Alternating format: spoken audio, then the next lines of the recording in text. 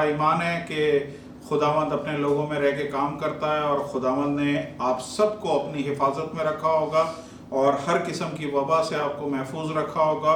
और आने वाले दिनों में भी ट्रस्ट करें खुदा पे कि यही खुदा जिसने आज तक आपको संभाला है, पाला है, आपको मुहैया किया है, यह आने वाले दिनों में भी आपको मुहैया करेगा। और किस तरह से करेगा आपको खुद समझ नहीं आएगी। ये मौजज़ात का खुदा है, क्योंकि अगर इसके काम हमें समझ में आ जाए, इसका तरीक़ाकार हमें समझ में आ जाए, तो हम क्लेम कर सकते हैं कि खुदा को हम समझ चुके हैं। लेकिन खुदा हर दफ़ा नए तरीके से काम करता है और मेरा ईमान है कि खुदावंद आप लोगों की ज़िंदगी में पूरी तरह से रेडी है काम करने को। अपना मौजज़ा ज़रूर आप लोग खुदा से रिसीव करिए। आज इस कलाम की तरफ बढ़ते हैं जो खुदा ने मेरे दिल में डाला है। इसका टाइटल, जैसे आप सबको पता है, इसका टाइटल है सीरियसनेस। तो मैं चाहूँगा कि आप सब संजीदगी के साथ और सीरियसनेस के साथ इस कलाम को सुने। तो हम बुनियादी हवाला अपना पहले पढ़ेंगे और ये योशुआ की किताब में से यीशु, जिसे उर्दू में यीशु बोलते हैं, इंग्लिश में जोशुआ बोलते हैं, उसकी पहले बाब में से उसकी 7 से 9 आयत में से हम पढ़ेंगे। Joshua chapter 1 verse 7 to 9। तो मैं आपके लिए उर्दू में पढ़ देता हूँ और इसके बाद हम देखते हैं खुदा ने आपके लिए क्या पैगाम रखा है आज।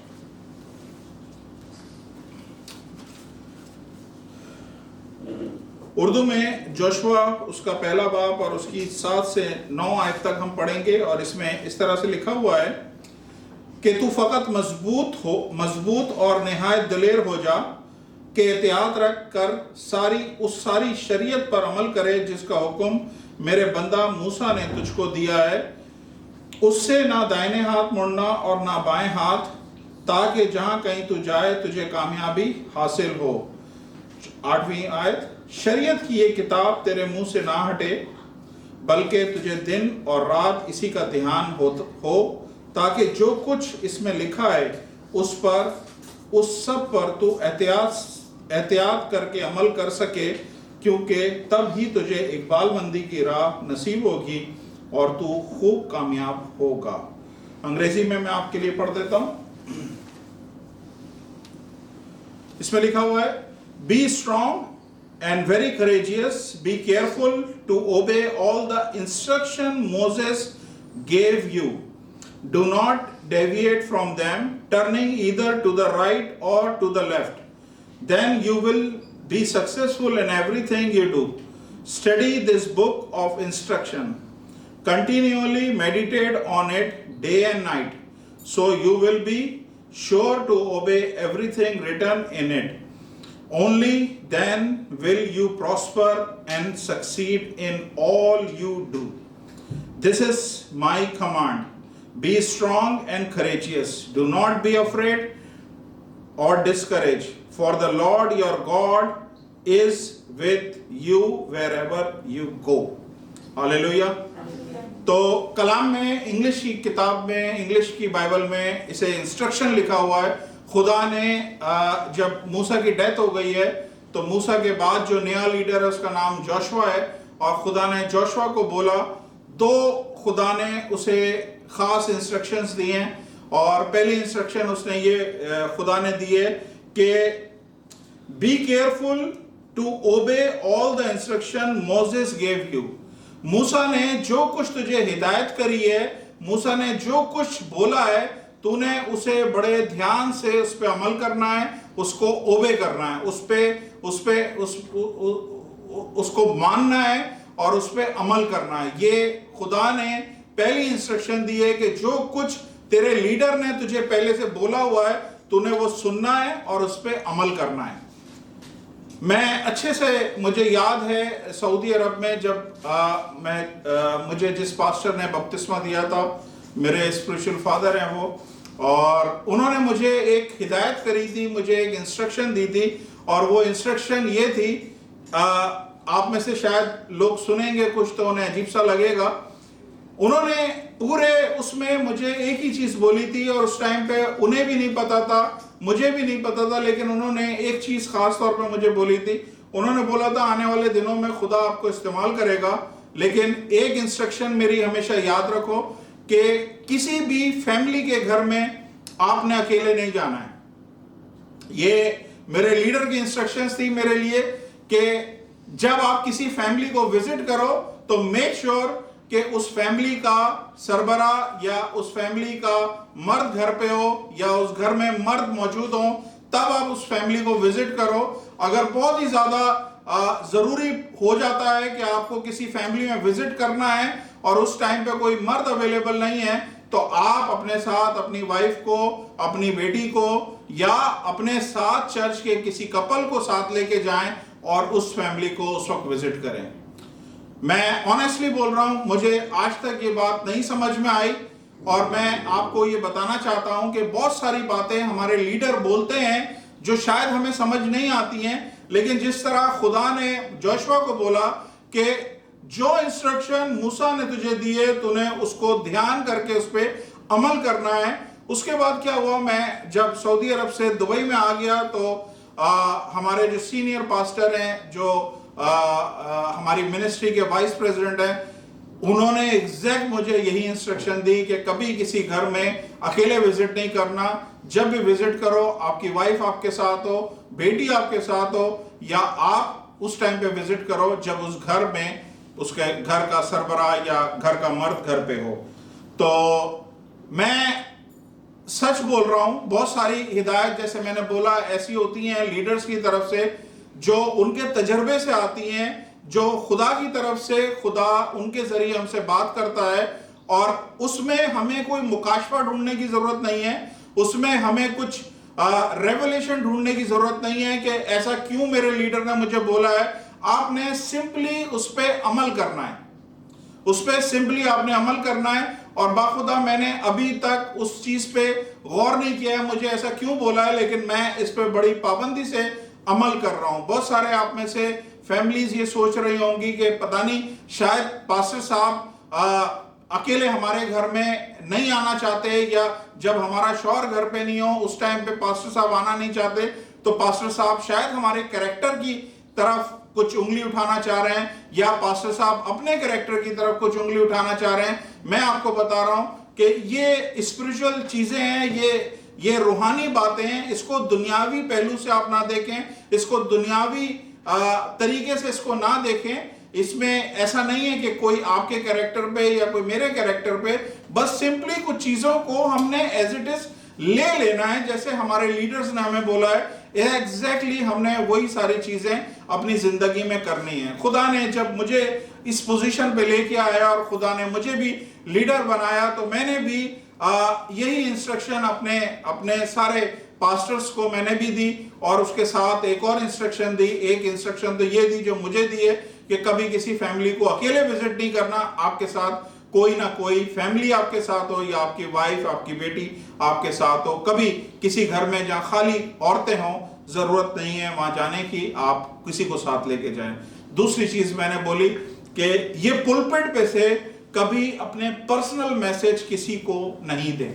ये पुलपिट खुदा का है, खुदा ने ये आपको ओहदा दिया है, खुदा ने ये आपको मुकाम दिया है कि यहां से खुदा के कलाम को आप प्रीच करें।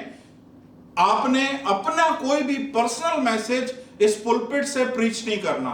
हमारे अक्सर मैंने, चूंकि मैं खुद इन चीजों में से गुजरा हूं, इन चीजों को मैंने सहा है, और मैंने बहुत सारे अपने जिंदगी के टाइम में ऐसे मैसेजेस, ऐसे पास्टर्स देखे हैं जो मेरे सीनियर पास्टर थे, और उन्होंने पुलपिट पे से अपने पर्सनल मैसेजेस लोगों के लिए दिए, या वो समझते थे कि ये मैसेज जो है उन्हीं को टारगेट करके वो कर रहे थे, उनको सुनाना चाह रहे थे। मैं आपको बताऊं, जब आप ऐसा करेंगे, मैं अपने सारे लीडर्स को बोल रहा हूं, जब आप ऐसा करेंगे तो आप खुदा का कलाम नहीं सुना रहे हैं, आप अपना कलाम सुना रहे हैं। तो कभी भी अपनी पर्सनल चीजों को किसी चर्च के मेंबर से, किसी फैमिली से, किसी चीज पे अनबन हो गई है, उसको कोई बात सुनाना चाहते हैं, ये प्लेटफॉर्म नहीं है वो बात करने का। आप सिंपल उससे 1 to 1 बात करें। खुदा ने अपने कलाम में बोला है, तुझे किसी से कोई प्रॉब्लम है 1 to 1 डायरेक्टली बात कर। हालेलुया। तो कितने लोग समझ पाए हैं, खुदावंद यीशु मसीह ने पहली इंस्ट्रक्शन ये दी, अपने लीडर्स की इंस्ट्रक्शन को भरपूर तरीके से उसको फॉलो करना है, और दूसरी इंस्ट्रक्शन ये दी है कि ये जो शरीयत की किताब है ये तेरे सामने से हटे नहीं, रात दिन तू इसको पढ़ता रहे, इसको मेडिटेट करता रहे और रात दिन तेरा ध्यान इस पे हो। तो शरीयत की ये किताब, आप में से बहुत सारे लोग इस बात से वाकिफ हैं कि शुरू की 5 किताबें बाइबल में मूसा ने लिखी हैं और मूसा के डेथ के बाद ही जोशुआ लीडर बना है। तो इसका मतलब है मूसा ने वो 5 किताबें लिख के खत्म कर दी हैं और खुदा जब शरीयत की बात कर रहा है तो उन 5 किताबों की बात कर रहा है जो मूसा ने लिखी हैं। और बाइबल में एक जगह वैसे कुछ स्कॉलर्स कहते हैं कि मूसा ने जबूर भी लिखे हैं, जिनमें एक 90 जबूर पे बहुत सारे स्कॉलर इस बात पे मुत्तफिक हैं कि जबूर 90 जो है वो मूसा ने लिखा है। तो हम इन चीजों पे नहीं जाएंगे, लेकिन मैं आपको ये बताना चाह रहा हूं कि खुदा ने 2 इंस्ट्रक्शन दिए हैं, पहले अपने लीडर की सुने और दूसरी इंस्ट्रक्शन दी है कि ये जो शरीयत की किताब है, ये जो तेरे को किताब इंग्लिश की बाइबल में लिखा है द बुक ऑफ इंस्ट्रक्शन, जो बुक ऑफ इंस्ट्रक्शन तुझे दी है, जो हिदायत की किताब तेरे सामने है, ये तेरे सामने से कभी भी ना हटे। रात दिन तू उसको मेडिटेट कर, इस पे तेरा ध्यान रहे और जब तू ना सिर्फ ध्यान करे, मेडिटेट करे, बल्कि तूने इसको ओबे भी करना है। तो आप में से कितने लोग समझ पाए कि इस पूरे पैसेज में खुदा, ये सारे पैसेज में जितना भी खुदा ने ये हवाला आपके सामने रखा है, खुदा एक चीज डिमांड कर रहा है और वो है सीरियसनेस। खुदा ने लिखा नहीं है, लेकिन खुदा के हर वर्ड के नीचे ये बात, ये मैसेज हमें साफ मिल रहा है कि खुदा जोशुआ को बोल रहा है तूने बहुत सीरियस होके, तूने बड़ी सीरियसनेस के साथ अपने लीडर्स को ओबे करना है और तूने बड़ी सीरियसनेस के साथ इस शरीयत की किताब को, जो कुछ इसमें लिखा है, इस पे ना सिर्फ मेडिटेट करना है, इस पे ना सिर्फ तूने गौर व गौस करना है, इसे पढ़ना है, रात दिन ये तेरे सामने रहे, बल्कि बाइबल में लिखा हुआ है कि तुझे इस पे अमल भी करना है। तो हमें ये सीरियसनेस इस हवाले के पीछे नजर आ रही है कि खुदा बहुत फोकस है और खुदा बहुत सीरियसनेस चाहता है कि जब किसी को लीडर बनाता है, या खुदा चाहता है कि सीरियसनेस के साथ उसकी बातों पे अमल किया जाए। हालेलुया। और फिर जब सीरियसनेस होती है तो मैं हमेशा एक चीज बोलता हूं कि आप जब सीरियसनेस दिखाते हैं तो उसका कहीं ना कहीं कोई ना कोई कॉन्सिक्वेंसेस होते हैं, कोई ना कोई उसका रिवॉर्ड होता है, कोई ना कोई उसके नताइज होते हैं, कोई ना कोई उसका रिजल्ट होता है। और रिजल्ट क्या लिखा हुआ है बाइबल में कि अगर ये सारी चीजों को तू बड़ी संजीदगी के साथ फॉलो करेगा, अपने लीडर्स को, इस हिदायत की किताब को, इस शरीयत की किताब को अगर तू सीरियसनेस के साथ फॉलो करेगा, तो बाइबल में लिखा है only then will you prosper and succeed in all you do. जो कुछ तू करेगा उसमें तुझे सक्सेस और प्रॉस्पेरिटी मिलेगी। For the lord your god is with you wherever you go. यानी खुदा, तुम्हारा खुदा हमेशा तुम्हारे साथ रहेगा अगर तुम खुदा की इन बातों पे बड़ी संजीदगी के साथ अमल करोगे, इन संजीदगी के साथ इन बातों को सुनोगे और इस पे अमल करोगे। हालेलुया। तो मैं आज आप लोगों के साथ यही बताना चाह रहा हूं कि हमने इस चीज को, जो आज सीरियसनेस का मैसेज है, आपने संजीदगी के साथ इसको सुनना है, इस पे अमल करना है, क्योंकि खुदा आगे बहुत सारी बातें आपसे ऐसी करने वाला है जो शायद आपके लिए, आपकी जिंदगी को तब्दील करने के लिए ये कलाम काफी हो। हालेलुया। तो मैंने आपको बताया किसी भी चीज में जब सीरियसनेस होती है, किसी भी चीज में हम सीरियस होते हैं, तो उस सीरियसनेस के बदले में उसके कुछ नताइज होते हैं, उसके कुछ रिजल्ट होते हैं, उसकी कुछ इंग्लिश में बोलते हैं कॉन्सिक्वेंसेस होते हैं, उसका कुछ नताइज आते हैं। फॉर एग्जाम्पल, एक बच्चा जब अपनी पढ़ाई में सीरियस होता है तो वो कामयाब होता है, अच्छे नंबरों से कामयाब होता है, और वो बच्चे जो अपनी पढ़ाई में सीरियस नहीं होते हैं वो कामयाब नहीं होते हैं, वो नाकाम हो जाते हैं।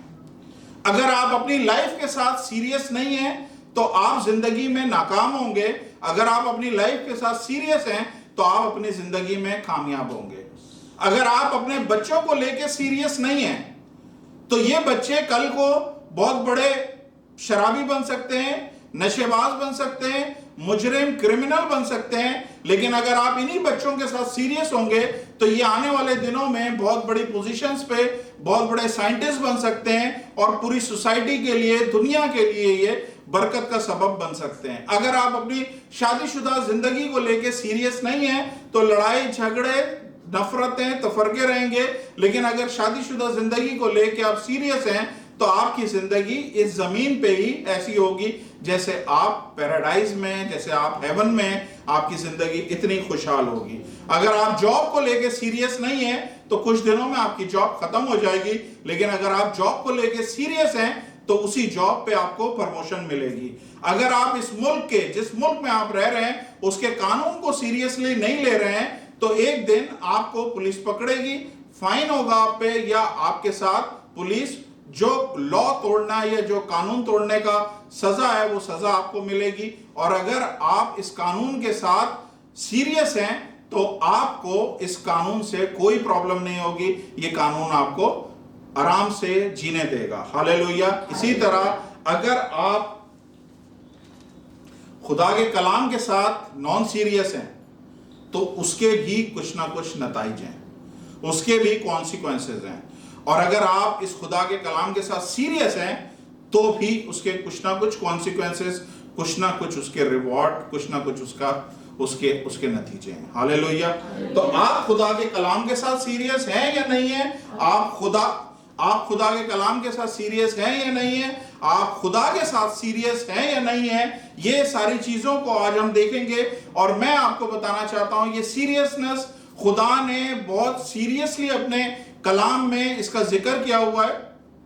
खुदा ने बहुत सीरियसली अपने कलाम में इसका जिक्र किया हुआ है। और अगर हम देखेंगे ये सीरियसनेस हमें फौरन ही नजर आ जाती है। जैसे ही बाइबल हम खोलते हैं तो खुदा ने दुनिया बनाई, खुदा ने सब कुछ बनाया, खुदा ने इंसान को बनाया, बाग-ए-अदन बनाया, सारी कायनात बनाई, और फिर खुदा ने इस सीरियसनेस की डिमांड करी और खुदा ने आदम को बोला कि ये सारी चीजों की सारे दरख्तों के फल तुम खाना, लेकिन एक दरख्त का फल जो बीच में लगा हुआ है इसका दरख्त का फल नहीं खाना। खुदा सीरियसनेस चाह रहा था, लेकिन आदम ने शायद उसको सीरियसली नहीं लिया। और जब सीरियसली नहीं लिया तो मैंने क्या बोला है, अगर आप चीजों को सीरियसली नहीं लेंगे तो उसके कुछ ना कुछ नताइज होंगे। वो अच्छे भी हो सकते हैं, वो बुरे भी हो सकते हैं। और हम सब इस बात से वाकिफ हैं कि जब आदम और हव्वा ने इस खुदा की बातों को सीरियसली नहीं लिया तो उन्हें उस बाग से निकलना पड़ा, उन्हें उस खूबसूरत जगह से जहां पे खुदा के साथ वो शराकत और रिफाकत करते थे, वो जगह हमेशा के लिए उन्होंने खो दी। हालेलुया। तो इसलिए मैं आपको खास तौर पे बताना चाहता हूं कि आपने ना सिर्फ कलाम पढ़ना है बल्कि इस पे ओबे भी करना है। ये आदम और हव्वा जो हैं ये खुदा से कलाम सुनते थे, खुदा इनसे बातें करता था। क्या ये ओबे कर रहे थे? क्या ये उस पे अमल कर रहे थे? नहीं, ये लोग सीरियसली कलाम सुन रहे थे सीरियसली, लेकिन अमल नहीं कर रहे थे। इसलिए मैं ये आपको बताना चाह रहा हूं कि हमने कलाम सुनना है और सुनने के बाद खुदा हमसे सीरियसली चाहता है कि हम उसकी ताबेदारी करें, उस पर अमल दरामद करें। मैंने बहुत सारे जिंदगी में ऐसे लोगों से और ऐसे मसीहों से मिला हूं जो जिनकी हैबिट में, जिनकी जिंदगी का कोई दिन शुरू नहीं होता जब तक वो बाइबल ना पढ़े, कोई दिन, कोई रात उनकी खत्म नहीं होती जब तक वो बाइबल पढ़ के सोए नहीं। तो बाइबल उनकी जिंदगी का मकसद है। वो लोग बड़े ध्यान से बाइबल पढ़ रहे हैं, लेकिन अफसोस के साथ वो बाइबल पढ़ रहे हैं, कलाम पढ़ रहे हैं, लेकिन दिल उनके खाली है, दिल उनके मोहब्बत से बिल्कुल आ रही है, उनके दिल में किसी के लिए कोई रहम नहीं है। ऐसे लोग मैंने देखे, मैंने ऐसे लोग देखे जिनके पास कलाम की नॉलेज यहां है। सिर्फ आप उनसे बैठेंगे तो वो आपको हैरान और परेशान कर देंगे कि उनके पास इतनी नॉलेज है, लेकिन आप जब उनको चेक करेंगे अंदर तो आपको पता चलेगा ये नॉलेज ने उनकी जिंदगी में गरूर लेके आ गया है, स्पिरिचुअल प्राइड लेके आ गया है। वो अपने आप को सिर्फ समझते हैं कि वो ठीक है, बाकी जो कोई भी मसीह है वो सारे जो है मसीह ठीक नहीं है, सिर्फ वो खुद ठीक है। ये हम अपनी जिंदगी में देखते हैं। हम अपने आप के लिए जो भी कलाम हम सुनते हैं अपने चर्चेस में, जो भी कलाम हम अपने खादमों से सुनते हैं, अपने सीनियर से सुनते हैं, हम फौरन, मैं उन लोगों की बात कर रहा हूं जो बहुत सारा नॉलेज रखते हैं, बहुत सारे कलाम के चीजों को जानते हैं, लेकिन दिल उनका कनेक्टेड नहीं है, वो पूरी तरह से उस पर अमल नहीं करते।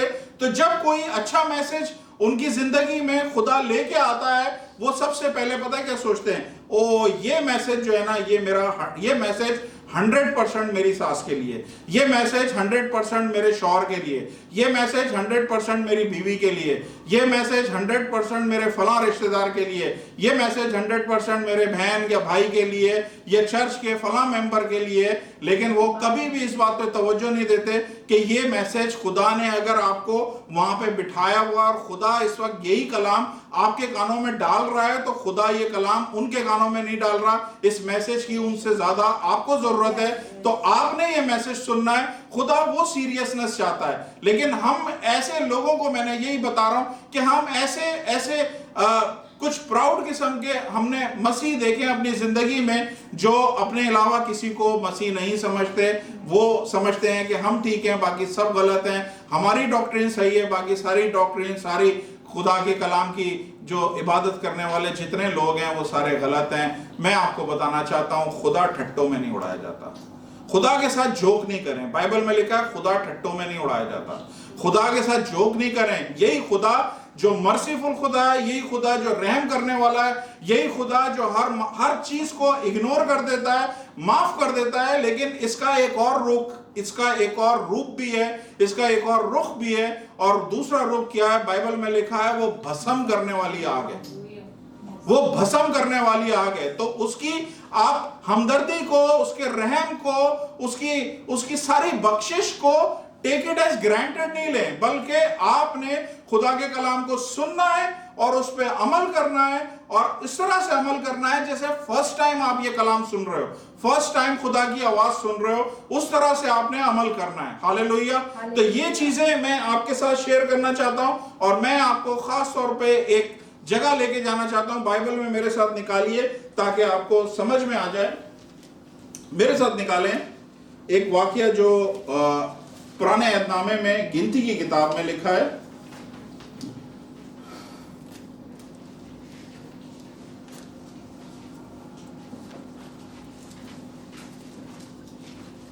गिनती की किताब उसका 20वां बाब,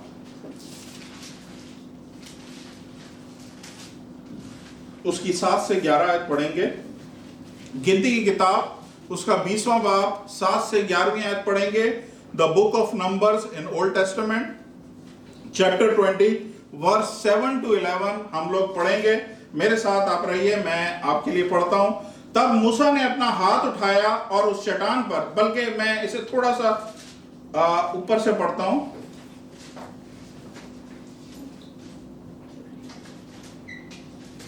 सातवीं आयत से आपके लिए पढ़ता हूं। और खुदा ने मूसा से कहा, इस लाठी को ले और तू और तेरा भाई हारून, तुम दोनों जमात को इकट्ठा करो और उनकी आंखों के सामने उस चट्टान से कहो कि वो अपना पानी दे, तो तू उनके लिए चट्टान ही से पानी निकालना, यूं जमात को और उन चौपायों को पिलाना। चुनाचा मूसा ने खुदा के हुजूर उसी हुक्म के मुताबिक वो लाठी ली और मूसा और हारून ने जमात को उस चट्टान के सामने इकट्ठा किया और उनसे कहा, सुनो ऐ बागियों, हम तुम्हारे लिए इस चट्टान से पानी निकालें। तब मूसा ने अपना हाथ उठाया और उस चट्टान पर 2 बार लाठी मारी और कसरत से पानी बह निकला और जमात ने और उनके चौपायों ने पिया। पर मूसा और हारून से खुदा ने कहा, चूंकि तुमने मेरा यकीन नहीं किया कि बनी इसराइल के सामने मेरी तकदीस करते, इसलिए इस जमात को इस मुल्क में जो मैंने उनको दिया है नहीं पहुंचाओगे। हालेलुया। ये एक वाकया है और मैं थोड़ा सा इस पे आपकी तवज्जो चाहता हूं ताकि आप इसमें मेरे साथ रहें। आप सब ने ये कलाम सुना, मुझे बताइए खुदा ने मूसा को क्या बोला?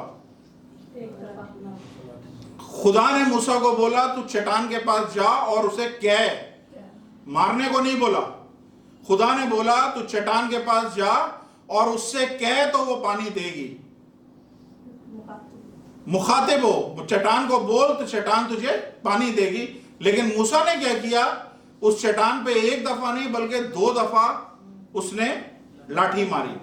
हुआ यह था कि जब इन्होंने इजिप्ट से अपना सफर आगाज किया था, जब ये मिस्र से निकले थे, तब भी इनके साथ यही सेम सिचुएशन आई थी और उन लोगों के पास पानी नहीं था। तब कोई तकरीबन मैं समझता हूं कि 38 साल पहले या 37 साल पहले, 38 ईयर्स पहले हुआ क्या, खुदा ने बोला कि ये चट्टान है, इस पे तू लाठी मार तो ये पानी इसमें से निकलेगा। और मूसा ने वो लाठी मारी और पानी उसमें से निकल आया।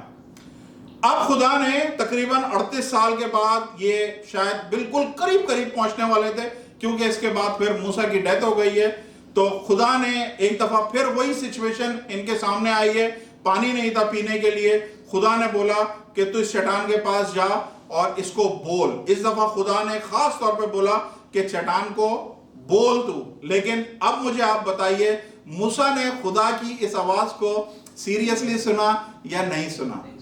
खुदा की आवाज को मूसा ने सीरियसली नहीं सुना, और मूसा ने क्या किया, उस लाठी को 2 दफा चट्टान पे मारा और पानी फिर भी निकल आया। हालेलुया। मैं आपको एक बात बताना चाहता हूं, देखें, मूसा के जरिए खुदा ने बड़े बड़े काम किए, बड़े बड़े खुदा ने आफतें भेजी, बड़ा जबरदस्त। अगर पुराने अहदनामे का हम मसीहा बोले मूसा को, क्योंकि मसीहा को ही उसने रिफ्लेक्ट किया था, मसीहा को ही अपनी जिंदगी से रिप्रेजेंट किया था कि किस तरह मसीहा कैद में से निकालेगा। तो मूसा जिस्मानी तौर पे वहां पे मसीहा था, और खुदा ने उसे भरपूर तरीके से इस्तेमाल किया, भरपूर तरीके से उसे यूज किया, कलाम उससे करता था, सब कुछ करता था। लेकिन द मोमेंट जैसे ही उसने खुदा की आवाज को सीरियसली नहीं सुना, खुदा ने क्या बोला?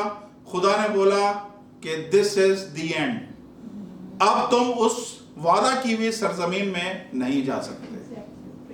हालेलुया। खुदा मेरे से, आपसे सीरियसनेस चाहता है। आप कितने बड़े खादिम हैं, आप कितने बड़े खादिम नहीं हैं, खुदा आपकी जिंदगी की मिनिस्ट्री के सारे आयाम में, सारे दिनों में खुदा चाहता है एवरी डे। अगर आपकी 50 साल की मिनिस्ट्री है तो खुदा चाहता है कि जिस तरह पहले दिन तुमने मेरी आवाज सुनी और उस पर अमल किया, अपनी जिंदगी की आखिरी सांस तक बड़े ध्यान से, बड़े सीरियस होके मेरी आवाज को सुनना है। इजी नहीं लेना है कि आज से 40 साल पहले मैंने लाठी मारी थी तो पानी निकल आया, अभी फिर लाठी मारूंगा देखो फिर पानी निकल आया। मूसा को खुदा ने बड़ा क्लियरली इस बात पे, मूसा को उस कॉन्सिक्वेंसेस के, मतलब उस नताइज को भुगतना पड़ गया सिर्फ इस बात के लिए कि उसने सीरियसनेस नहीं दिखाई। और खुदा ने बोला अब तू इस जमात को लेके उस जगह पे नहीं जा सकता जहां पे मैंने उनके लिए वादा की हुई सरजमीन रखी है। हालेलुया।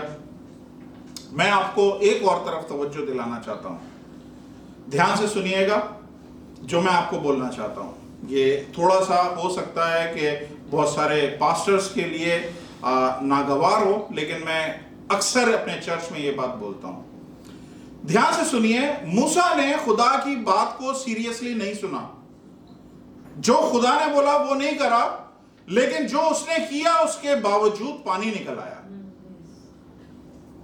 खुदा की बात को सीरियसली नहीं सुना, लेकिन जो कुछ उसने किया उसके बावजूद खुदा ने पानी वहां पे निकाला, पानी वहां से निकला।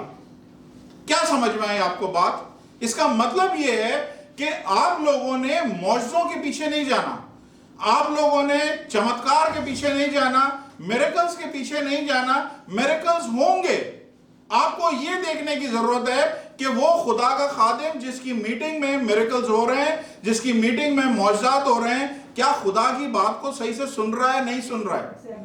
मौजज़े करने वाला, मिरेकल करने वाला मूसा नहीं है, मिरेकल करने वाला, मौजज़े करने वाला खुदा की जात है। इसी तरह क्रूसेड में, बड़े बड़े क्रूसेड में जो दुनिया में हो रहे हैं, बहुत सारे मौजज़े होते हैं, प्रीचर नहीं कर रहा होता है, लेकिन खुदा कर रहा होता है वहां पे। हमें सिर्फ ये बोलना, जो मैं बोलना चाह रहा हूं वो ध्यान से सुने कि जब हम मिनिस्ट्री में स्टार्ट करते हैं तो कलाम में लिखा है तुमने जो है ना रूह में स्टार्ट किया, और पौलुस बोलता है कि जब तुमने अपनी मिनिस्ट्री एंड करी तो अपने जिस्म पे उसको खत्म किया। मैं इसको समझाता हूं। हम क्या करते हैं, जब मिनिस्ट्री में हमारा तजर्बा बढ़ने लगता है, मिनिस्ट्री का एक्सपीरियंस हमारा बढ़ने लगता है, 30, 40, 50 साल का हो जाता है, तो हमारे कान उतने सेंसिटिव नहीं होते। हमारा बहुत सारा काम जो होता है वो फिर हम तजर्बे की बुनियाद पे कर रहे होते हैं। ये जरूरी नहीं है कि वो खुदा का खादिम खुदा की आवाज ठीक से सुन रहा है या नहीं सुन रहा है।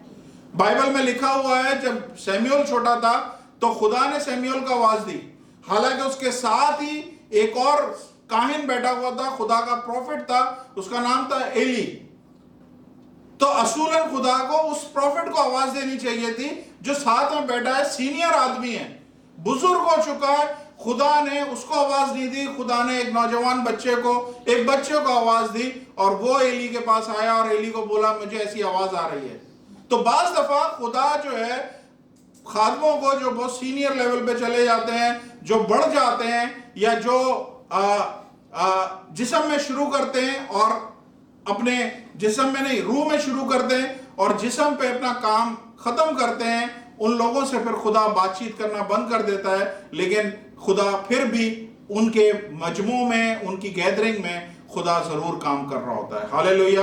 मैं हमेशा जो मैं बात आपको बोलना चाह रहा था कि बहुत सारे पास्टर्स को अच्छी नहीं लगेगी, मैं आपको खास तौर पे ये बात बोलना चाहता हूं कि आप लोगों ने पास्टरों के पीछे नहीं जाना, प्लीज।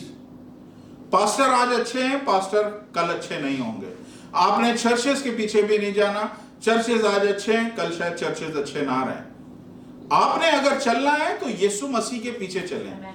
हमारी जिंदगी में बहुत सारे मसीहों को जो बड़ी बड़ी ठोकरें लगी हैं वो सिर्फ खुदा के खादमों से लगी हैं, और ऐसी ठोकर खाते हैं कि फिर वो बोलते हैं हमने चर्च जाना ही नहीं है, हमने इस यीशु को मानना ही नहीं है, हमने बड़ा जान अपना पैसा लुटाया, अपनी जान लुटाई इन पास्टरों के पीछे और इन्होंने हमें धोखा दिया। प्लीज आपको फिर मैं समझा रहा हूं, आपने पास्टरों के पीछे नहीं जाना जो शायद खुदा की आवाज को सीरियसनेस के साथ अब नहीं सुन रहे हैं। हालेलुया। तो मैं आपको यह बताना चाह रहा हूं कि हमें संजीदगी से खुदा की आवाज को सुनने की जरूरत है। संजीदगी के साथ खुदा की आवाज को सुने। खुदा आपको बरकत ही सिर्फ इसी सबब से देगा कि आप उसको सीरियसली लेंगे। अगर आप कैजुअली ले रहे हैं, आप उसे बिल्कुल इजी ले रहे हैं, मैं आपको बता रहा हूं वो बरकतें जो खुदा आपको देना चाहता है खुदा रोक के रखेगा। हालेलुया। मेरे साथ एक और वाकया निकाल लें।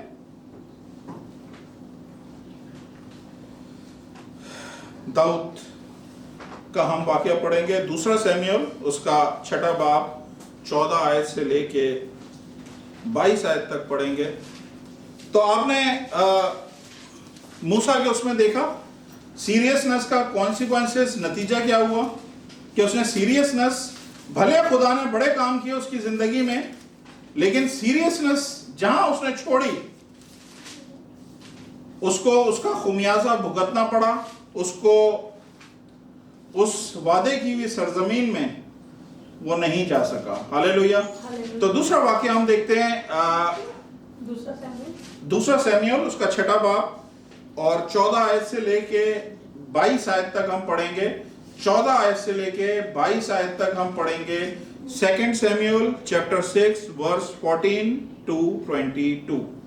तो मैं आपके लिए पढ़ देता हूं यहां पे। और दाऊद खुदा के हुजूर अपने सारे जोर से नाचने लगा। दाऊद कतान का अफूत पहने था, और सो दाऊद और इस्राएल का सारा घराना खुदा के संदूक को ललकारते और नरसिंगा फूंकते हुए लाए। और जब खुदा का संदूक दाऊद के शहर के अंदर आ रहा था तो शाऊल की बेटी मीकल ने खिड़की से निकलकर निगाह की और दाऊद बादशाह को खुदा के हुजूर उछलते नाचते देखा। सो उसने अपने दिल ही दिल में उसे हकीर जाना और खुदावंत के संदूक को अंदर ले आए और उसे उस जगह पर उस खेमे के बीच में जो दाऊद ने उनके लिए खड़ा किया था रखा। दाऊद ने सोख्ती कुर्बानियां और सलामती की कुर्बानियां खुदावंत के हुजूर चढ़ाई, और जब दाऊद सोख्ती कुर्बानियां और सलामती की कुर्बानियां चढ़ा चुका तो उसने रबुल फाज के नाम से लोगों को बरकत दी। उसने सब लोगों को यानी इस्राएल के सारे अनवा के मर्दों को, औरतों को, दोनों को एक एक रोटी, एक एक टुकड़ा गोश्त और किशमिश की एक एक टिकिया बांटी। फिर सब लोग अपने अपने घर चले गए। तब दाऊद लौटा ताकि अपने घराने को बरकत दे, और साउल की बेटी मीकल दाऊद के इस्तकबाल को निकली और कहने लगी, इस्राएल का बादशाह आज कैसा शानदार मालूम होता था, जिसने आज के दिन अपने मुलाजमों की लौंडियों के सामने अपने आप को बरहना किया, जैसे कोई बांका बेहयाई से बरहना हो जाता है।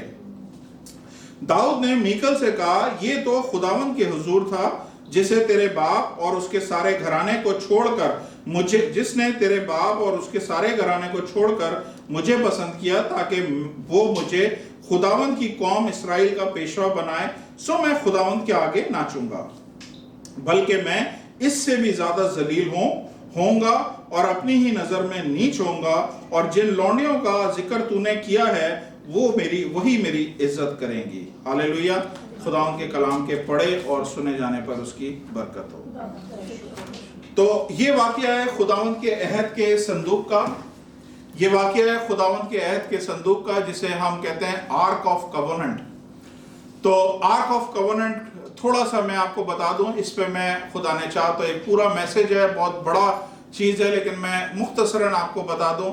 आर्क ऑफ कवनेंट या खुदा का संदूक जिसे कहते हैं, ये खुदा ने मूसा को हुक्म दिया कि तू एक ऐसा संदूक बना जिसपे करोबी फरिश्ते बने हो, जिसके अंदर कुछ चीजें रखने को खुदा ने बोला। और फिर वो संदूक जो है, जो खुदावंद ने मूसा को बोला था, खेमा इज्तिमा, उसमें रखा जाता था। तो ये संदूक जो था, ये आर्क ऑफ कवनेंट जो था, ये बेसिकली खुदा की हजूरी की रिप्रेजेंटेशन थी, यानी खुदा के हजूरी को ये वहां पे जाहिर करता था। अगर ये वहां पे होता था तो इसका मतलब है खुदा की हजूरी उस जगह पे होती थी। तो खुदा ने ये बोला कि ये तुम अपने साथ ले लेके चलना, और जहां जहां तुम जाओगे ये हजूरी मेरी इस संदूक की वजह से साथ साथ जाएगी। तो जब ये लोग दरियाए यर्दन को अबूर कर रहे थे, दरियाए यर्दन का पानी पूरा फुल चल रहा था, लेकिन खुदा ने बोला अपने खादिम जोशुआ को कि तुम अहद के संदूक को सामने रखो, और कहीं ने इसको पकड़ के रखेंगे, और जैसे ये अपना पहला कदम रखेंगे पानी 2 टुकड़ों में टूट जाएगा, और बीच में से मैं रास्ता बनाऊंगा। और ये अहद का संदूक इनके आगे आगे चलता गया, और ये लोग पीछे पीछे पूरा दरिया यर्दन उन्होंने गुजार दिया। इसके बाद इनके पास यरू की दीवार आई, जो बहुत बड़ी और बहुत ही मजबूत और थी। तो खुदा ने फिर बोला कि अहद के संदूक को लेके उसके गिर्द चक्कर लगाओ, और 7वें दिन जब तुम चक्कर लगाओगे और नारा लगाओगे तो दीवार गिर जाएगी। और बिल्कुल ऐसे ही हुआ। तो ये अहद का संदूक एक्चुअली इस सारी चीजों में खुदा की हजूरी को दिखलाता था, बताता था। और फिर एक टाइम आया, ये मेरा ख्याल है कि एक टाइम आया जब ये अहद का संदूक फलस्तीनियों ने इनसे ले लिया। पहले सैमुएल में इसका जिक्र है, मेरे पास हवाला नहीं है, पहले सैमुएल में कहीं मैंने इसको देखा था। पहले सैमुएल में अगर आप पढ़ेंगे तो ये नजर आता है कि ये अहद का संदूक जो है वो फलस्तीनियों ने ले लिया था। तो काफी अरसे तक, काफी सालों तक ये अहद का संदूक इनके पास से, इसराइलियों के पास से चला गया था। जब अहद का संदूक इनके पास से चला गया था, अब ध्यान से सुनिए, जब अहद का संदूक इनके पास से चला गया था तो इनके पास से खुदा की हजूरी चली गई थी, और ये लोग कई सालों से, काफी लंबे अरसे से उस खुदा की हजूरी को मिस कर रहे थे। बिल्कुल आज के टाइम के मुताबिक, जैसे आज हम इस जगह पे हैं और इस क्वारंटीन के टाइम पे, इस लॉकडाउन के टाइम पे हम लोग मिस कर रहे हैं कि हम कब खुदा के घर में जाएं और कब उसकी मिल के हम परस्तिश करें, कब हम अपने हाथ उठाएं और एक जमात की सूरत में खुदा को धन्यवाद बोलें। अब तकरीबन दूसरा महीना हमारा चल रहा है और हम चर्चेस से दूर हैं, और हमें इस बात का सिर्फ 2 महीने में एहसास हुआ है कि 2 महीने में खुदा की हजूरी में जाना कितना ज्यादा इंपॉर्टेंट है। तो ये लोगों के साथ तो काफी साल हो गए थे, और काफी साल के बाद जब ये दाऊद बादशाह ने प्लान किया कि मैं ये अहद के संदूक को वापसी लेके आता हूं, और जब ये वापस लेके आया तो आप अंदाजा लगा सकते हैं कि इनकी खुशी का क्या आलम होगा।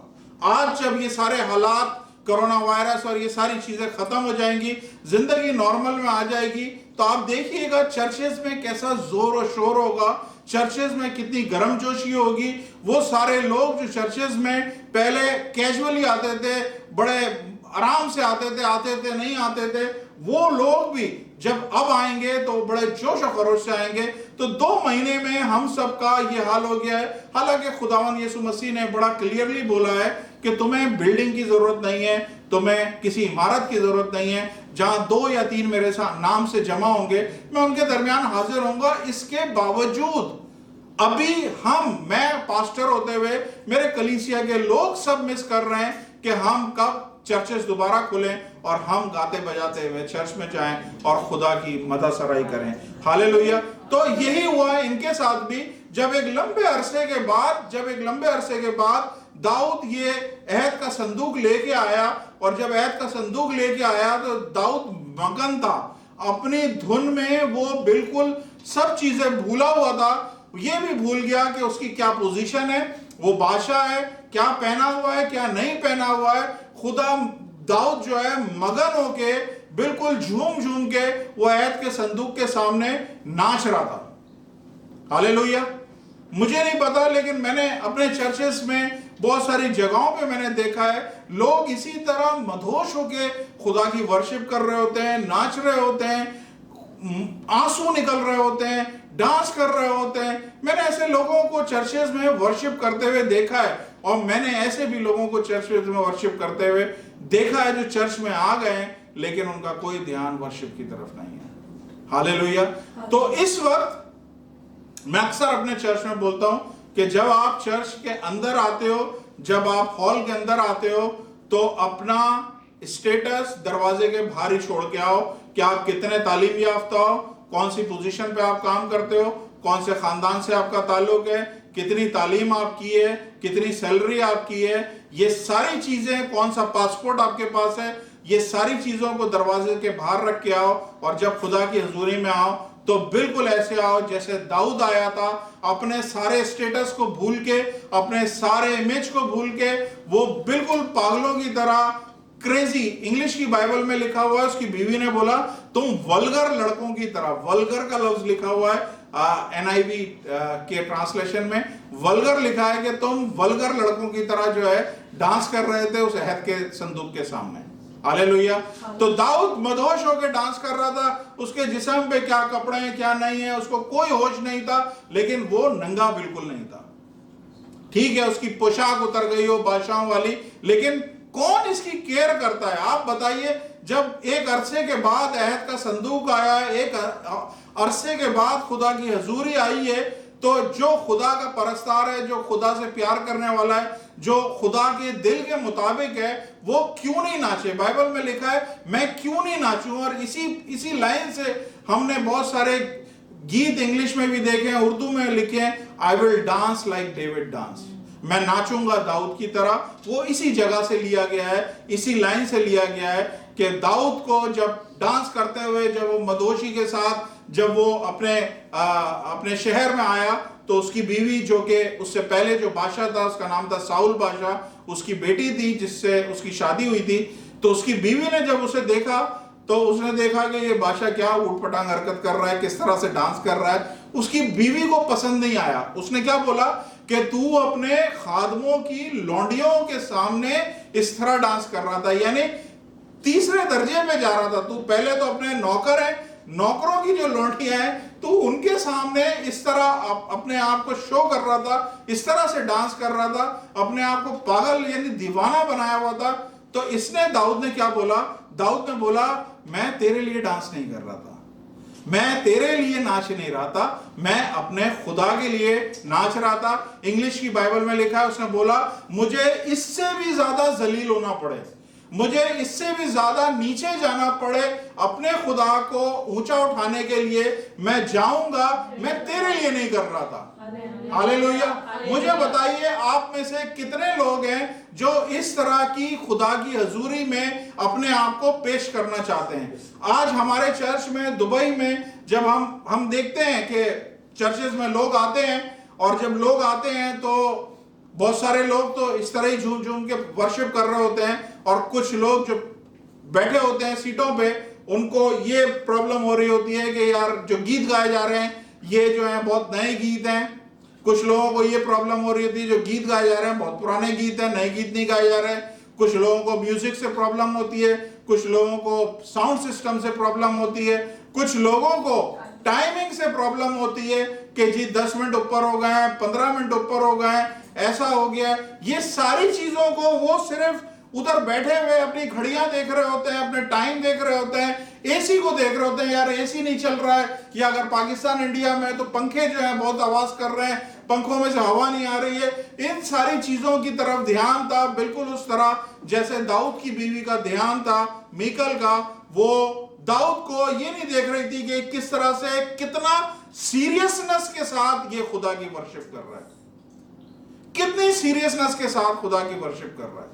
सब चीजें भूल चुका है और वो वर्शिप कर रहा है। और उसने क्या बोला कि तू वल्गर लड़कों की तरह अपने आप को नेकेड किया हुआ, अपने आप को बराना किया हुआ है और तू डांस कर रहा है। उसने बोला मैं तेरे लिए नहीं कर रहा, मुझे इससे भी ज्यादा जलील होना पड़े, इससे भी ज्यादा नीचे जाना पड़े, मैं जाऊंगा, क्योंकि मैं अपने खुदा की इबादत कर रहा हूं। हालेलुया। मैंने आपको क्या बताया? मैंने कहा आपकी सीरियसनेस का कुछ ना कुछ कॉन्सिक्वेंसेस होते हैं। आप किस तरह से अपनी संजीदगी दिखा रहे हैं, किस तरह से आप अपने आप को खुदा के सामने पेश कर रहे हैं, इसका कुछ ना कुछ नताइज होते हैं। आप बताइए मुझे, इन दोनों लोगों में, दाऊद बादशाह में और दाऊद की बीवी में, कौन संजीदा है, कौन सीरियस है? दाऊद बादशाह सीरियस है। और सीरियसनेस का उसे क्या अजर मिला? खुदा ने बोला कि इसके तख्त को मैं अब तक कायम रखूंगा, इसकी नस्ल में से यीशु मसीह आएगा। और यीशु मसीह जब आया तो अंधे ने उसे पुकारा है, इब्ने दाऊद मुझ पर रहम कर। यीशु मसीह को बुरा नहीं लगा, यीशु मसीह को बुरा नहीं लगा कि मुझे इब्ने दाऊद क्यों बोला, उसने उस पर रहम किया। ये उसका रिजल्ट है, ये उसके नताइज हैं कि उसने, यीशु मसीह उसकी नस्ल में से आया। लेकिन इसके साथ क्या हुआ, इसकी बीवी के साथ क्या हुआ? 23वीं आयत मेरे साथ पढ़ लें। 23वीं आयत में लिखा हुआ है, 23 वर्ष में लिखा हुआ है, सो साउल की बेटी मीकल मरते दम तक बे औलाद रही। कुछ ना कुछ कॉन्सिक्वेंसेस, कुछ ना कुछ रिजल्ट आपकी सीरियसनेस का आएगा। अगर आप सीरियस संजीदगी के साथ खुदा की वर्शिप करेंगे, खुदा की परस्तिश करेंगे, खुदा के कलाम को सुनेंगे और उस पर अमल करेंगे, एग्जैक्टली जैसा खुदा ने बोला है। मैं आपको बता रहा हूं, खुदा ने वादा दिया है, जो तू काम करेगा, जहां तू जाएगा, तू उसमें बारावर होगा, सरबुलंद होगा, सरफराजी तुझे मिलेगी और मैं तेरे साथ होऊंगा हमेशा, हर जगह। हालेलुया। ये खुदा का वादा है। Hallelujah, praise the Lord. मैंने अपनी मिनिस्ट्री में बहुत सारे तजर्बे लिए हैं और बहुत सारे जगहों पे मैंने लोगों को देखा है, खासतौर पे हमारे अपने लोगों को, इंडिया, पंजाब, पाकिस्तान, नेपाल, जो हमारे उर्दू, हिंदी, पंजाबी स्पीकिंग भाई लोग हैं। मैंने देखा है कि हम लोग होशियार हैं, हम लोग खुदा को यूज करना चाहते हैं, खुदा को इस तरह से यूज करना चाहते हैं कि हमारा मतलब निकल आए।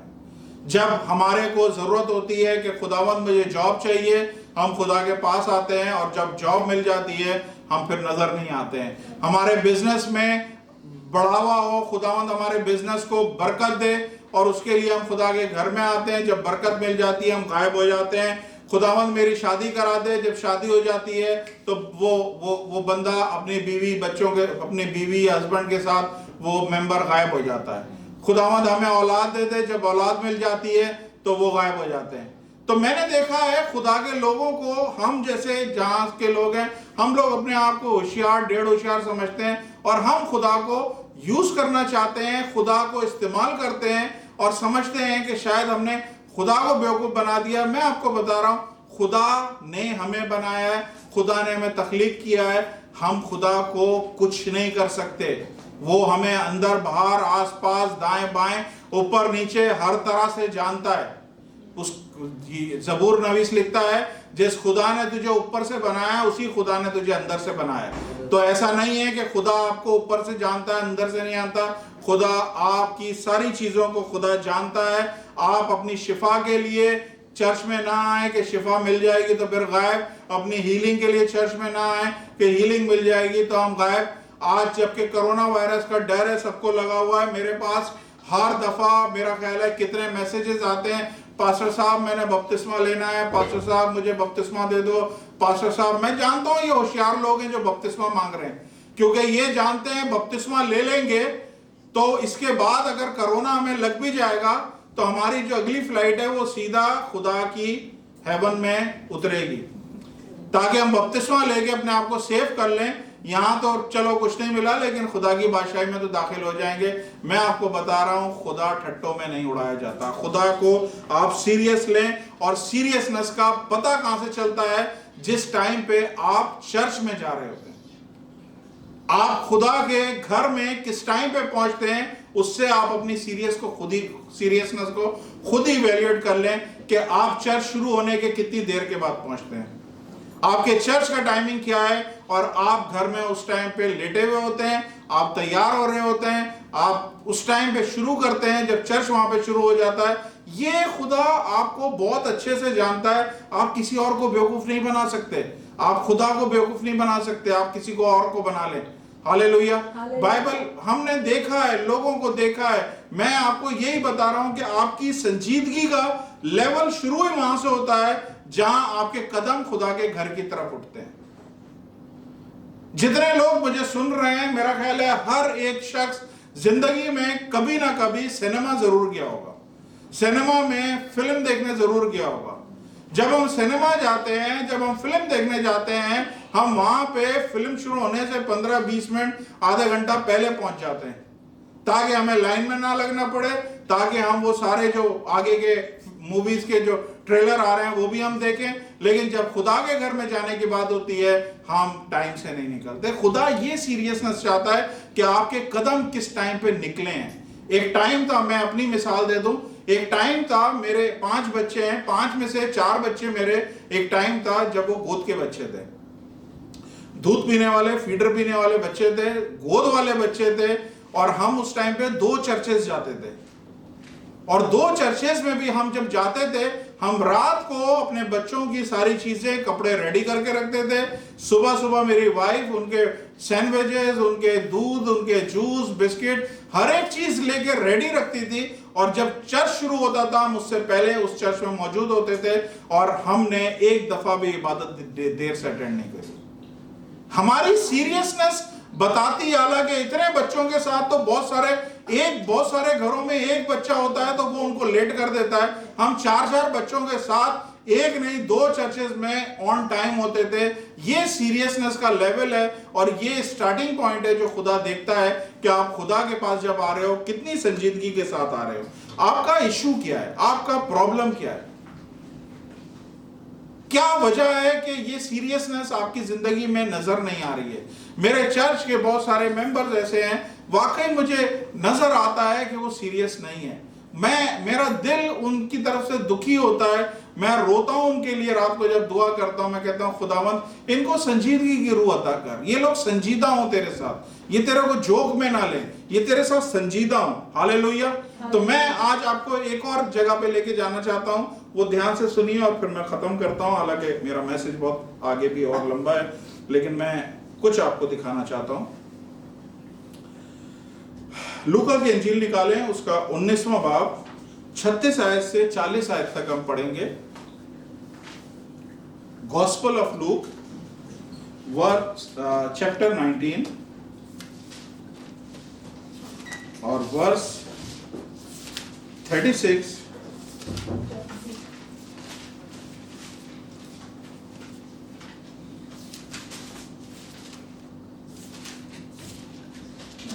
Yes verse 36 to 40। Luke chapter 19 verse 36 to 40। लूका 19वां बाब और उसकी 37 आयत से लेके 36 आयत से लेके 40 आयत तक हम पढ़ेंगे। इसमें इस तरह से लिखा है, जब जा रहा था तो वो अपने कपड़े राह में बिछाते जाते थे, और जब वो शहर के नजदीक जैतून के पहाड़ के उतार पर पहुंचा तो शागिर्दों की सारी जमात उन सब मौजज़ों के सबब से जो उन्होंने देखे थे खुश होकर बुलंद आवाज में खुदा की हम्द करने लगी कि मुबारक है वो बादशाह जो खुदावन के नाम से आता है, आसमान पर सुलह और आलम बाला पर जलाल। भीड़ में बाज फरीसी उससे कहने लगे, उस्ताद अपने शागिर्दों को डांट दे। उसने जवाब में कहा, मैं तुमसे कहता हूं अगर ये चुप रहेंगे तो पत्थर चिल्ला उठेंगे। Hallelujah, hallelujah. हमें यहाँ पे 2 तरह के लोग नजर आ रहे हैं। ये खुदावंद यीशु मसीह अपनी सलीब की तरफ बढ़ रहे हैं, और ये यरूशलेम में उनकी बहुत बड़ी एक एंट्री है जिसे कहते हैं ट्रायम्फ एंट्री। खुदावंद यीशु मसीह जब आए, ये वाला मैसेज आप लोगों ने अपने चर्चेस में बहुत दफा पाम संडे के दिन सुना होगा कि खुदावंद यीशु मसीह गधी के ऊपर बैठ के आए तो लोगों ने खजूर की डालियां और कपड़े बिछाए और होशना होशना के नारे लगाए, मुबारक है वो जो खुदा के नाम से आता है, ये सारे नारे लगाए और खुदावंद यीशु मसीह जा रहे थे। ये आपने कई दफा मैसेज सुना होगा। तो आपको यहाँ पे दो टाइप के लोग नजर आ रहे हैं, जो एक तो वो हैं जो खुदावंद की हमदो सना कर रहे हैं, होशना होशना के नारे लगा रहे हैं, जो कुछ उनके पास है वो जमीन पे फेंक रहे हैं। और दूसरे टाइप के आपको फरीसी नजर आ रहे हैं जिसने खुदावंद यीशु मसीह को बोला कि इनको बोल के ये चुप हो जाएं। हालेलुया, इनको बोल के ये चुप हो जाएं। आज चर्चेज में भी इसी तरह के आपको दो टाइप के लोग नजर आएंगे।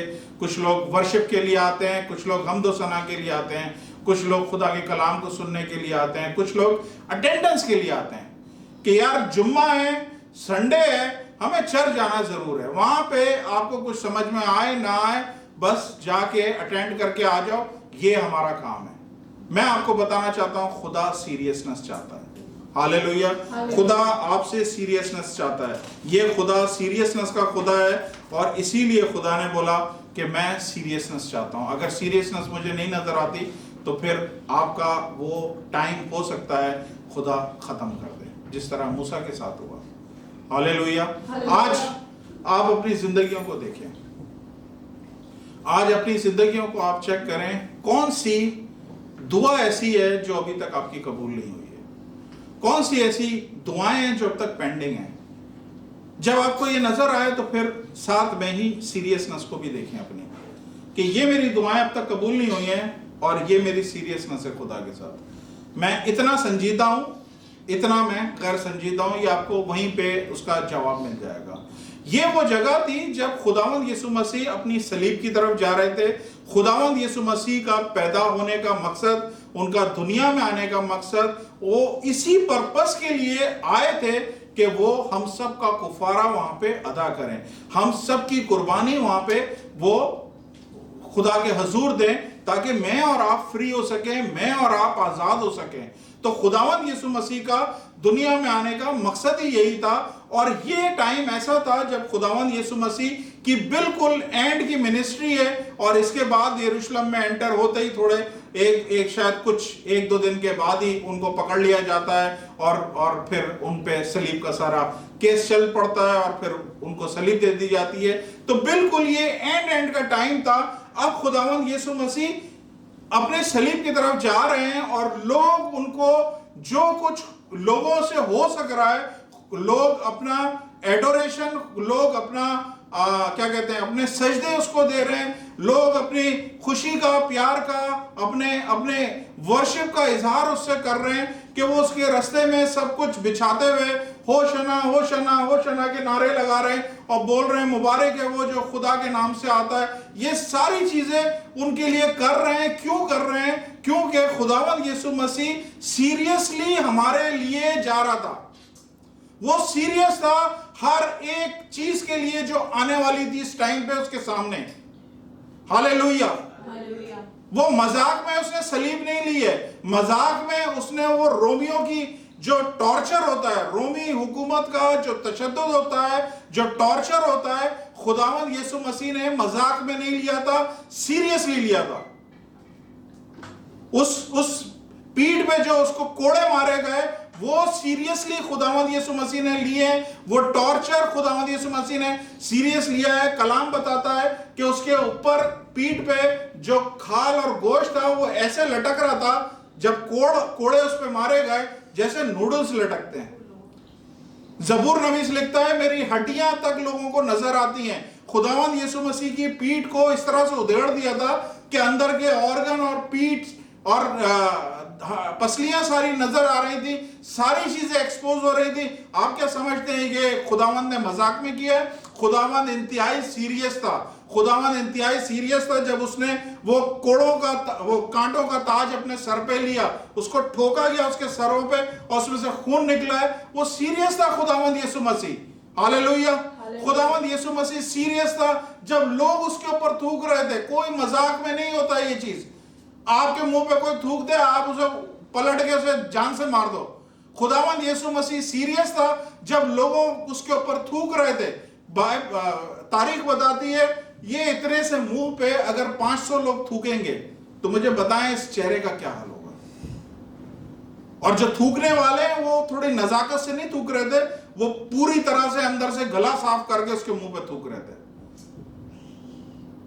ये खुदावंद यीशु मसीह सीरियस था जब उसके हाथों पे वो जो कीलें ठोकी गई है ना, वो मजाक में नहीं थी, वो सीरियस थी। जब पैरों में कीलें ठोकी गई वो सीरियस थी। जब पसली में भाला मारा गया वो सीरियस था। ये एक सीरियस बिजनेस था माय डियर, ये एक सीरियस बिजनेस था। मैं इसे बिजनेस इसलिए बोल रहा हूं कि खुदावंद यीशु मसीह ने हमारी पेमेंट करी है, खुदावंद यीशु मसीह ने हमारी कीमत चुकाई है और हमें खरीदा है शैतान के कब्जे में से। इसलिए मैं कह रहा हूं ये सारी चीजें सीरियस थी। खुदावंद यीशु मसीह ने ये सारी चीजें सीरियसली करी हैं, तब खुदावंद यीशु मसीह को वो शख्स बोलते हैं कि तू इनको बोल कि ये लोग चुप हो जाएं। खुदावंद यीशु मसीह ने बोला मैं इसी पर्पस के लिए इस दुनिया में आया हूं। और पहली दफा मेरी मिनिस्ट्री में ऐसा हुआ है कि मैं मौजज़े दिखाता हूं। सुने, मैं मौजज़े दिखाता हूं, लोग मेरी तारीफ करते हैं। और वही ग्रुप जहां पे मौजज़े होता है वही तारीफ करता है। मिसाल के तौर पे अगर लाजर को जिंदा कर दिया तो उस जगह पे जितने लोग खड़े हुए थे उन्होंने वाह वाह करी और यीशु की तारीफ करी, यीशु को जलाल मिल गया। अगर यायर की बेटी को जिंदा किया तो वहां पे जो लोग थे उन्होंने तारीफ कर दी। अगर वो औरत जो 12 बरस से जिसके खून का प्रॉब्लम था उसको ठीक कर दिया तो वहां पे जो क्राउड था उसने तारीफ कर दी। अंधे को ठीक कर दिया तो वहां पे जो क्राउड था उसने तारीफ कर दी। कोड़ियों को ठीक कर दिया तो वहां पे जो क्राउड था उसने तारीफ कर दी। वो 18 बरस की कुबड़ी औरत को ठीक कर दिया तो हैकल में जो लोग थे उन्होंने तारीफ कर दी। खुदावंद यीशु मसीह की ऑन द स्पॉट खुदावंद यीशु मसीह को जलाल मिला है। लेकिन this is the very first time, ये पहली दफा ऐसा हुआ है कि खुदावंद यीशु मसीह ने कोई मौजज़ा नहीं किया यहां पे, बल्कि मौजज़ा कुछ करने से पहले खुदावंद यीशु मसीह को लोग जलाल दे रहे थे। लोग सीरियसली खुदावंद यीशु मसीह को जलाल दे रहे थे और खुदावंद यीशु मसीह वो जलाल ले रहे थे। हालेलुया। खुदावंद सीरियसली वो जलाल ले रहे थे जब उन्होंने बोला कि तू इनको बोल कि ये जो है चुप हो जाएं। तब खुदावंद यीशु मसीह ने बोला अगर ये चुप होगा इस टाइम पे तो ये जितने पत्थर हैं ये सब चिल्ला उठेंगे, ये सब मुझे जलाल देंगे क्योंकि मैं अपने बाप के साथ जलाल पाने को हूं। Hallelujah, hallelujah. मैं आपको बताना चाहता हूं ये है सीरियसनेस। खुदावंद यीशु मसीह सीरियसनेस को पसंद करता है। खुदावंद यीशु मसीह को सीरियसनेस अट्रैक्ट करती है। ये शरा के आलिम, फकीर, फरीसी जितने थे इनको इनका कॉन्सिक्वेंसेस मिला है। इनको कॉन्सिक्वेंसेस, इनके नतायज, इनको नतीजा क्या भुगतना पड़ा कि ये लोग खुदा की बादशाही से हमेशा के लिए दूर रहे और चोर, डाकू, गुनाहगार खुदावंद उनको अपनी बादशाही में ले गया। हालेलुया। मेरा टाइम हो चुका है, मेरे पास और भी कुछ बोलने को है जो मिसालें मैं देना चाहता हूं। जैसे मैं आपको बताना चाहता था उसके बारे में, याकूब और उसके भाई एसू के बारे में। एसू ने अपने फर्स्ट बॉर्न होने को, पहलौठा होने को सीरियस नहीं समझा। उसने पहलौठा होने को सीरियस नहीं समझा। उसने कहा खाने के बदले में मैं दे रहा हूं ये। इस पे बहुत कुछ बोलना था मुझे, मेरे पास टाइम नहीं है। नौमान कोड़ी, उसने जब अलीशा ने बोला ना 7 बार जाके यर्दन के दरिया में गोता मार, उसने बोला मेरे पास इससे अच्छे दरिया हैं, ये तो गंदा गदला दरिया है, मेरे पास अच्छे हैं, मैं इतनी दूर आया हूं इस गंदे दरिया में करने के लिए। लेकिन उसके साथी ने, उसके सिपाही ने बोला अगर कोई और तुझे काम बोलता तो क्या नहीं करता, जा कर ले। और फिर उसने उस इंस्ट्रक्शन को सीरियसली लिया और बाइबल बताती है उसने जब 7 दफा गोता लगाया। ये सारी चीजें आगे प्रीच करने को थी लेकिन मेरा टाइम पूरा हो गया है। मैं इस वक्त चाहता हूं कि आप जितने भी लोग मुझे सुन रहे हैं, जहां कहीं भी बैठे हैं, अपनी जगहों पे आप खड़े हो जाएं और आज 2 मिनट के लिए आप अपने आप को चेक करें आप कितने सीरियस हैं खुदा के साथ। ये खुदा सीरियसनेस चाहता है आपकी। ये खुदा आपको कैजुअली नहीं देखना चाहता। ये खुदा आपको नॉन सीरियस नहीं देखना चाहता। ये खुदा आपको सीरियस देखना चाहता है क्योंकि जब वो सलीब पे गया वो सीरियस था आपके लिए। जब वो सलीब पे गया, मैं और आप उसकी निगाहों में थे। हालेलुया। मुझे अच्छी तरह याद है, कुछ अर्सा पहले की बात है, एक मेरा इंडियन दोस्त है, उसने मुझे बोला कि हम लोग गए थे यरूशलेम और वहाँ पे गोलगत्ता की पहाड़ी पे हम गए, जहाँ पे खुदावंद यीशु मसीह को सलीब मिली है। और मुझे अफसोस है कि पाकिस्तानी पता नहीं वो कब वो जगह को देखेंगे, हम तो ये देख के आ गए। तो एकदम से मुझे एक दिल में बात आई, मैंने कहा कि मैं तो ऑलरेडी गोलगत्ता की पहाड़ी पे गया हूँ, मैं वहाँ पे था। उसने बोला कैसे तुम वहाँ पे थे? मैंने कहा जब वो सलीब पे था तो मैं उसके दिमाग में था, मैं उसके दिल में था। हालेलुया।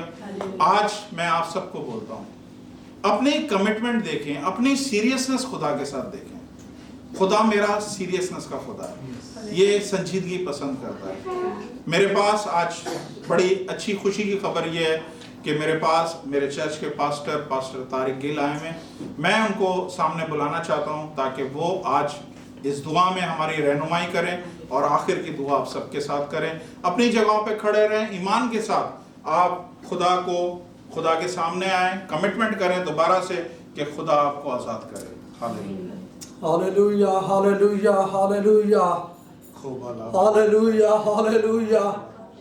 खुदावंद हम तेरा शुक्र अदा करते हैं आज इस वक्त के लिए। खुदावंद कादर मुतले खुदा, तूने अपने कलाम में से हमारे साथ अपने खादम के वसीला से बात की, तेरा शुक्र अदा करते हैं।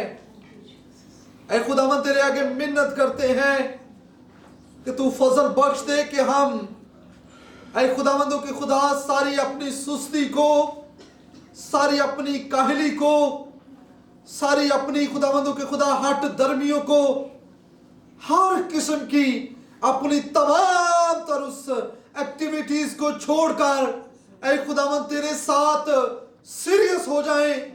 जिस तरह तू सीरियस था कायनात को बचाने के लिए, जिस तरह तूने अपने बेटे को देने के लिए दरेग ना किया, उसको मजाक में ना डाला, बल्कि अपने बेटे को दे दिया। और तेरा बेटा यहां तक सीरियस रहा कि उसने अपनी जान तमाम जहानों के लिए दे दी। ऐ खुदावंद हम तेरा शुक्र करते हैं कि तूने आज अपने कलाम के वसीला से अपने खादम का मुंह बन के खुदावंदों के खुदा तूने हम तमाम लोगों के साथ बात की। ऐ खुदावंद हम में से बहुत सारे भाई, हम में से बहुत सारी बहनें, हम में से बहुत सारे लोग ऐ खुदावंद तेरे साथ ड्यूअल पर्सनालिटी के साथ चल रहे हैं। ऐ खुदावंद हम इस कश्ती में भी सवार होना चाहते हैं, दुनिया की कश्ती में भी, यीशु की कश्ती में भी। हम इस जगह से भी पीना चाहते हैं, यीशु में से भी पीना चाहते हैं। ऐ खुदावंद लेकिन तू ऐसा नहीं है। तूने जब अपने बेटे को दिया, तूने जब अपने बेटे को कुर्बान होने के लिए दिया, तो तू सीरियस था और तू चाहता है कि तेरे लोग भी तेरे साथ सीरियस हो जाए। ऐ खुदावंद आज शाम, ऐ खुदावंद जितने लोग यहाँ पर मौजूद हैं, जितने लोग ऑनलाइन पाकिस्तान में, इंडिया में, नेपाल में, कनाडा में, इंग्लैंड में, अमेरिका में, दुनिया के किसी भी कोने में खुदावंद खुदा इस आवाज को सुन रहे हैं, प्रेयर के इस हिस्सा में और तेरे कलाम की इस जिंदा आवाज को सुनते बने बने ऐ खुदावंद हम सब ऐ खुदावंद इस कलाम के वसीला से और तेरे पैगाम के वसीला से ऐ खुदावंद सीरियसनेस की रूह हम में आ जाए। ऐ खुदावंद सारी ऐ खुदावंदों के खुदा वो स्पिरिट सॉरी वो ऐ खुदावंदों के खुदा हमारी हमारी हमारी एक्टिविटीज जो हमें संजीदगी के साथ तेरे साथ नहीं चलने देती, ऐ खुदावंद मैं यीशु के नाम से उन सारी रूहों पर, उन सारी बदरूहों पर, उन सारी एक्टिविटीज पर आग मांगता हूँ। बर्रा की आग को क्लेम करता हूँ, बर्रा की आग को क्लेम करता हूँ। ऐ खुदावंद तमाम देखने वाले लोग, तमाम देखने वाली जिंदगियां आज कलाम के वसीला से बदले। यकीनन खुदावंदों के खुदा आज के कलाम को अगर हम संजीदगी के साथ ले, आज के कलाम को अगर हम अपने दिलों में जगह दे, तो आज का कलाम वाकई में ऐ खुदावंद हमारी जिंदगी को बदलने के लिए है। हालेलुया। खुदावंद तेरा शुक्र करते हैं, तेरा शुक्र करते हैं कि तू अपने खादमों में हो करके बात करता है। हालेलुया। आज के पावरफुल कलाम के लिए हम तेरा शुक्र करते हैं। ऐ खुदावंद, अपने हाथों को आसमान की तरफ हम उठाते हैं और तेरे खादम के लिए और रूहुल कुद्दस का दुगना मसा मांगते हैं। खुदावंद, तू और गहरे मुकाशफात खोल और हमें सीरियसनेस की रूह बख्श दे। ऐ खुदावंद खुदा, जितने बहन भाई ऐ खुदावंदों के खुदा हम तरह तरह की स्पिरिट्स में बैठे हुए थे, ऐ खुदावंद मेरा ईमान है कि तूने अपने कलाम के वसीला से आज रूहों को सीरियसनेस की रूह बख्शी है। खुदावंद यीशु के नाम से अगर अभी तक भी कोई स्पिरिट, ऐ खुदावंद अगर अभी तक भी कोई भाई, कोई बहन, कोई रूह ऐ खुदावंद खुदा किसी और एंगल से कलाम को समझ रही है, ऐ खुदावंद हम ये समझते हैं कि ये खुदा का वक़्त है, ये दुनिया का भी वक़्त है, खुदा का एक वक़्त है, ये काम हमारा ये करने का भी है। खुदावंद हम उठते बैठते चलते फिरते लेटते सोते जागते हमेशा तेरे साथ सीरियस रहे। हालेलुया। खुदावंद हमें तू ले। ऐ खुदावंद हम आज सारे जितने भी आप ऑनलाइन देख रहे हैं, जितने भी आप ऑनलाइन सुन रहे हैं, अपने दिल पर हाथ रख के आसमान की तरफ अपना दहना हाथ उठा करके ये ऐ खुदावंद मुझे सीरियसनेस की रूह बख्श दे। ऐ खुदावंद मुझे ले, ऐ खुदावंद मुझे ले, ऐ खुदावंद मैं तेरा बेटा हूँ, ऐ खुदावंद मैं तेरी बेटी हूँ, ऐ खुदावंद आज मैंने जाना है, आज तूने मेरे साथ बात की है, आज तूने अपने खादम को इस्तेमाल करके मुझे सिखाया है कि तू सीरियस था। तू जब कोहे कलवरी पर कुर्बान होने तू सीरियस था। तूने जब अपने सर पर कांटों का ताज पहना तो तू सीरियस था। तेरी पसली को जब छेदा गया तो तू सीरियस था। तेरे मुंह पर जब थूका गया तो तू सीरियस था। ऐ खुदावंद हम अपनी जिंदगी तुझे देते हैं। ऐ खुदावंद हमें ले, हमें ऐसा इंसान बना जैसा तू हमें बनाना चाहता है। हालेलुया। खुदावंद हम दाऊद की तरह ऐ खुदावंद अपने इर्द गिर्द के लोगों की परवाह किए बगैर तुझे खुश करें, तेरी हुजूरी में नाचे गाएं और तेरे हुजूर ऐ खुदावंद तुझे खुश करे ना कि दुनिया को। खुदावंद हमें सीरियसनेस की रूह बख्श दे। खुदावंद खुदा हमें सीरियसनेस की रूह बख्श दे। खुदावंद मैं इस वक्त खास तौर पर अपने उन बहन भाइयों के लिए ऐ खुदावंद जो अपनी बीमारियों को लेकर के आए हैं, मैं बरा की आग मांगता हूँ। ऐ खुदावंद बीमारियों का इन जिंदगियों पर कोई असर बाकी ना रहे। ऐ बीमारियों, ऐ लानती की सारी तकलीफों, ऐ लानती के सारे मंसूब हो, तुम्हारा कोई असर इन जिंदगियों के लिए नहीं है। तमाम वो कुव्वतों जो हमारे खानदानों को, जो जिंदगियों को और कलीसियाओं को बर्बाद करने के लिए अपने घरों से निकली हो, ऐ शैतान के वो तमाम तर मंसूबे जो अपने घरों से निकले हो, लोगों के दिलों से कलाम चुराने के लिए, लोगों के दिलों से खुदा का खौफ चुराने के लिए, मैं यीशु के नाम से तुम्हें एक्सीडेंट देता हूं। मैं यीशु के नाम से शैतान की सारी उन कुव्वतों को एक्सीडेंट देता हूं। मैं बरा की फायर, बरा की आग को मांगता हूं ताकि वो सारी कुव्वतें जलकर राख हो जाए। Hallelujah, hallelujah, hallelujah. खुदावंद बदरू गिरफ्तार लोगों को आजाद कर। ऐ खुदावंद खास तौर पर इस सारे हालात से परेशान लोगों के लिए, खुदावंद उन लोगों के लिए जिनकी जॉब्स जा चुकी हैं, ऐ खुदावंद जो अपनी नौकरियों से फारिग कर दिए गए हैं, ऐ खुदावंद मैं उनके लिए तेरे आगे मिन्नत करता हूँ। ऐ खुदावंद वो जिंदगियां तेरे साथ जुड़ जाएं। ऐ खुदावंदों के खुदा हमारी जॉब, हमारी नौकरियां, हमारे कामकाज, हमारी मेहनत, हमारे खुदावंदों के खुदा नौकरी करने से हमें मुहैया नहीं होता, बल्कि तू कलाम में लिखा है अपनी मुट्ठी को खोलता है तो सारी दुनिया की हाजतें पूरी होती हैं। ऐ खुदावंद खुदा इस मुश्किल के वक्त में हम तेरे साथ जुड़ जाएं।